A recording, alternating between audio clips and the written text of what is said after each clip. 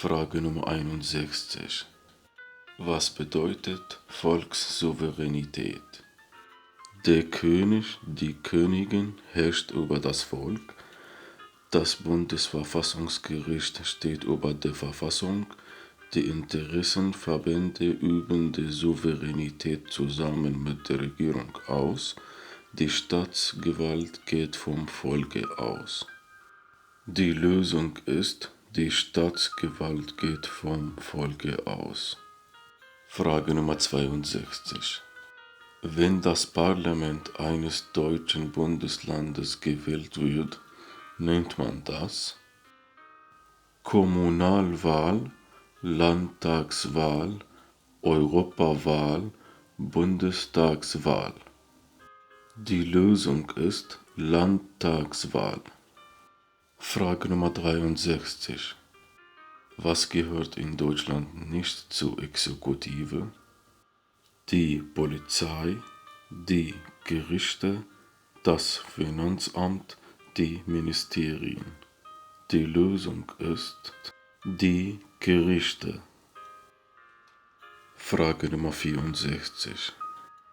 Die Bundesrepublik Deutschland ist heute gegliedert in 4 Besatzungszonen, einen Oststaat und einen Weststaat, 16 Kantone, Bund, Länder und Kommunen. Die Lösung ist Bund, Länder und Kommunen. Frage Nummer 65. Es gehört nicht zu den Aufgaben des Deutschen Bundestages, Gesetze zu entwerfen, die Bundesregierung zu kontrollieren, den Bundeskanzler, die Bundeskanzlerin zu wählen, das Bundeskabinett zu bilden. Die Lösung ist, das Bundeskabinett zu bilden. Frage Nummer 66. Wer schrieb den Text zur deutschen Nationalhymne?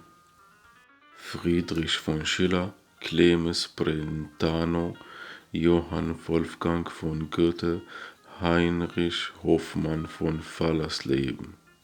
Die Lösung ist Heinrich Hoffmann von Fallersleben. Frage Nummer 67.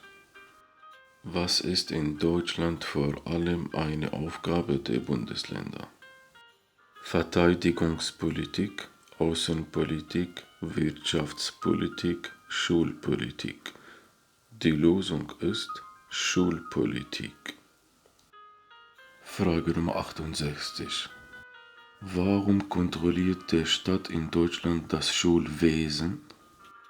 Weil es in Deutschland nur staatliche Schulen gibt, weil alle Schüler und Schülerinnen einen Schulabschluss haben müssen, weil es in Bundesländern verschiedene Schulen gibt, weil es nach dem Grundgesetz seine Aufgabe ist. Die Lösung ist, weil es nach dem Grundgesetz seine Aufgabe ist. Frage Nummer 69. Die Bundesrepublik Deutschland hat einen dreistufigen Verwaltungsaufbau. Wie heißt die unterste politische Stufe? Stadträte, Landräte, Gemeinden und Kommunen, Bezirksämter. Die Lösung ist Gemeinden und Kommunen. Frage Nummer 70.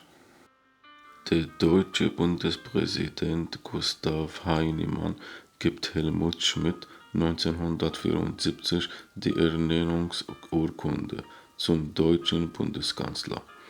Was gehört zu den Aufgaben des deutschen Bundespräsidenten, der deutschen Bundespräsidentin? Sie führt die Regierungsgeschäfte. Sie kontrolliert die Regierungspartei. Sie wählt die Minister, Ministerinnen aus. Sie schlägt den Kanzler, die Kanzlerin zur Wahl vor. Die Lösung ist, sie schlägt den Kanzler, die Kanzlerin zur Wahl vor.